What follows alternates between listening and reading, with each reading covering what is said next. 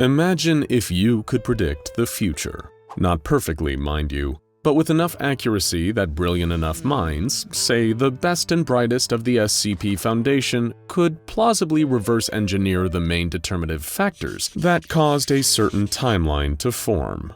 Imagine if, through carefully studying these determinative factors, the Foundation could carefully shape the future into one that's more favorable for the human race than all the alternatives. The preferred option, if you will. Would this not be advantageous? Your next question is a very natural one given the circumstances. How does one predict the future in such a manner? Well, the answer is uncomplicated, but that doesn't by any means make it easy. You go there, spend a few months looking around, and then come back to report your findings. That's right, folks. We're not talking psychics and seers here. Prepare to expand your mind, and please don't worry if it all gets a little timey-wimey, because SCP-2003 is the SCP Foundation's self-made time machine.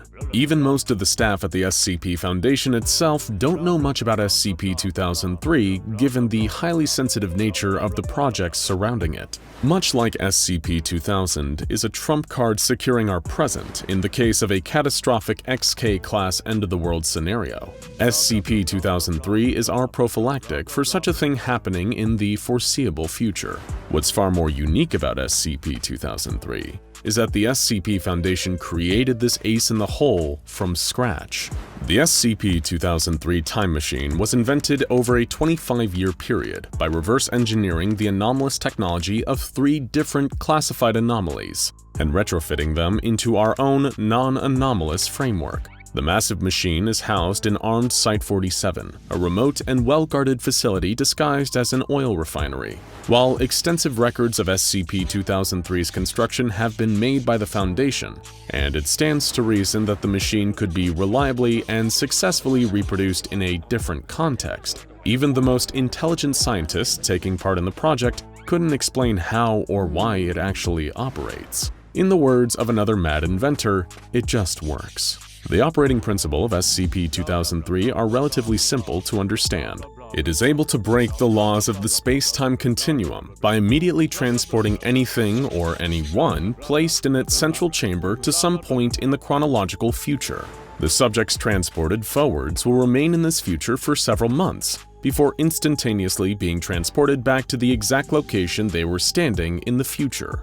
In order to prevent some kind of unfortunate accident, like phasing back halfway through a wall and becoming unpleasant modern art, the Foundation has established a secure facility for travelers to head and wait out the rest of their time when their mission is complete. Through extensive testing, including that which was performed under the purview of Project XN Shepherd, the Foundation has discovered a great deal about the nature of time travel via SCP-2003.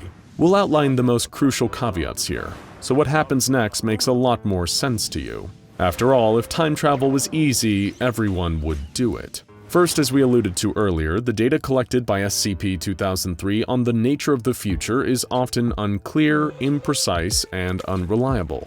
For example, the data collected from 2003 did provide extremely useful in predicting and preventing a massive security breach over at Site-19 in 1997. So naturally, when it predicted a devastating series of earthquakes off the west coast of the United States in 1999, an event that several agents sent through SCP-2003 observed directly, it came as a shock to everyone when nothing happened. The Foundation discovered, following this, that all predictions needed to be contextualized through heaps of metadata for it to be of any real use in predicting or preventing our specific future. The Foundation also discovered that certain individuals had a strangely disproportionate effect on the unfolding of future events. Let's say, for example, SCP-2003 discovers that a new type of nuclear weapon will be invented in 2028 and quickly adopted by a number of leading nations by 2030.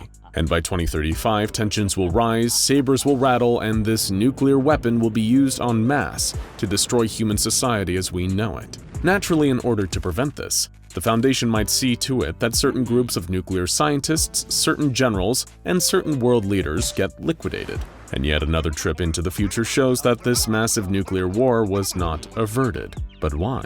Because it just so happens that this event was inexplicably tied to the birth of a little boy named James Hoskins in Saskatoon circa 2025. Despite little Jimmy Hoskins seemingly having nothing to do with the actual development of the technology, seeing as he's only 10 years old when the bombs start falling. The Foundation scientists working under Project XN Shepherd keep a database of all these highly determinative individuals, also known as magnifier individuals, so they can keep tabs on how they're affecting any future timelines. Speaking of future timelines, we're afraid to tell you that this penultimate caveat isn't exactly a pleasant one.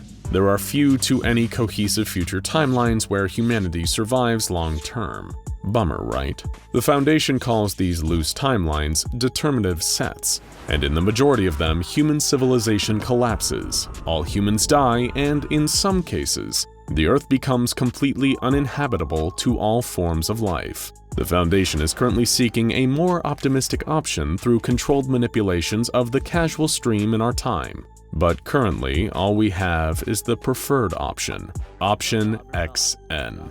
And if you're someone who would jump at the chance to travel into the future and take a gander at all the wondrous or terrifying sights, there's actually one pretty major caveat of SCP-2003 that we've been playing rather close to the chest. Early Foundation tests found out that the time travel process via SCP-2003 is extremely damaging to plant and animal tissue. Rather than just going on a wacky time travel adventure like Doctor Who or Austin Powers, it'd be a little more like stepping into a giant microwave while dressed in a spacesuit made of aluminum foil. You're gonna die a horrible death. But there is one silver lining. Well, maybe not silver from your perspective, probably more like pewter. The Foundation has discovered a way to viably send human-adjacent subjects through time with SCP-2003 without instantaneous death. We just can't promise that you're going to like it. You see, the one kind of organic tissue that seems to survive the SCP-2003 time travel process is the human brain and nervous system.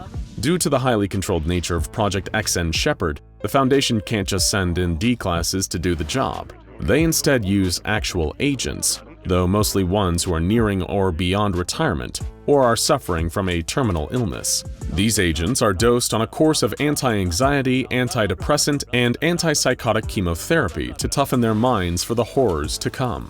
Though the exact nature of these horrors is kept secret from them until it's already happened. You may be familiar with one of the Foundation's most well-known front companies, Boston Dynamics, as well as one of their most famous products, the robotic quadrupedal probe known as Big Dog. Well, in order to send a sentient being through time without them being completely destroyed by SCP-2003, the agent's brain and nervous system are entirely removed from their body and transported into the body of a modified Big Dog. Still think it'd be fun to time travel? Hey, don't look so nervous! For everyone who agrees to be part of an SCP-2003 mission and survives, you'll get one hell of a pension. Or at least your family will, if that's any consolation. Now that you understand all this, let's come clean about this mysterious Project XN Shepherd we've been alluding to throughout the video. It all started with a letter to the heads of the SCP-2003 research project from O5-7, a member of the legendary O5 Council that instructs the Foundation in all that it does.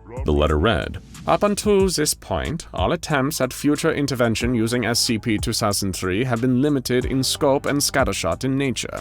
I have seen the wisdom in this approach. It is informed by painstaking contingency planning and risk-benefit evaluation.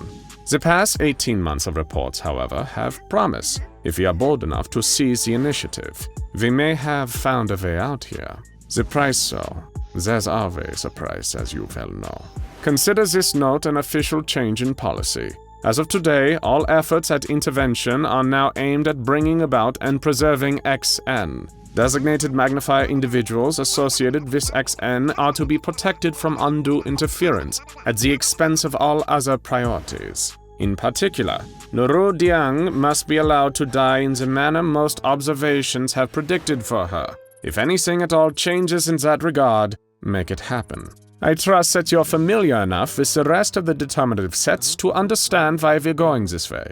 So, in short of all the potential timelines, O5-7 wants the researchers assigned to SCP-2003 to ensure that the timeline XN is the one that actually comes to be, seeing as it's preferable to the alternatives, hence Project XN Shepherd. You're probably wondering, what happens in Timeline XN that makes it the most desirable outcome possible? Well, things continue as normal. Everything from anomalous activity to social unrest to environmental factors stay pretty much the same as time goes on, until 2349 when a giant 22-kilometer asteroid strikes the Earth and wipes out the majority of humanity in an instant. Following this, the world becomes unfit for human habitation. Hey, don't look so glum. You'll all be dead by then. Well, except Dr. Bright. Sorry again, Jack. We at least get a nice 3 centuries before we're wiped from the cosmic table. Your next question is probably, if the preferred option has humanity being wiped out by a giant asteroid in a little over 300 years,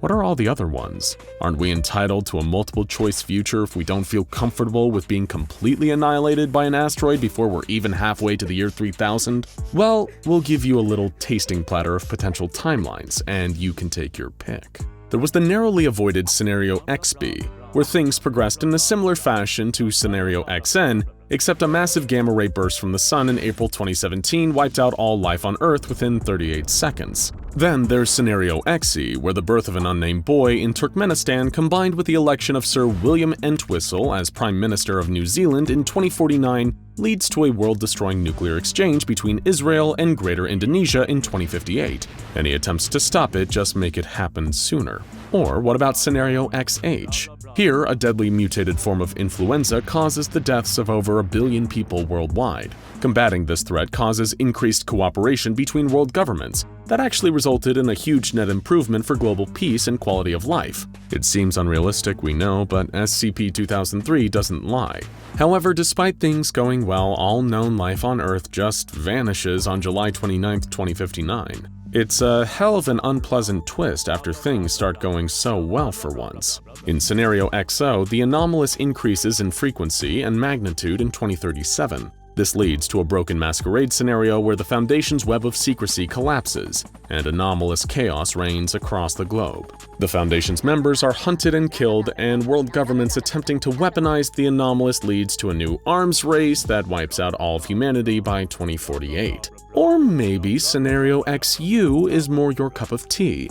In this one, the sun collapses, leading to eternal darkness and massive temperature drops. Inexplicably, humans still survive, but are in a state of constant, unmoving agony. And maybe, if you just really love spiders, you'll get a kick out of Scenario XX, where a mysterious pathogenic protist causes the majority of humanity to fall in love with the Brazilian wandering spider, one of the few spiders that pose an actual threat to humans. The diverting of all resources meant to keep humans alive to instead breeding the spiders, combined with many people being killed by the resulting spiders, leads to 6 billion deaths in the early 2030s. But hey, you'll get to see some pretty great spiders if that's your thing, I guess. Scenario XN is hardly a picnic. Nobody likes the idea of facing an Armageddon straight out of Armageddon when that asteroid kills all life on Earth in 300 years. But while it undeniably isn't perfect, it may just be the best option we've got.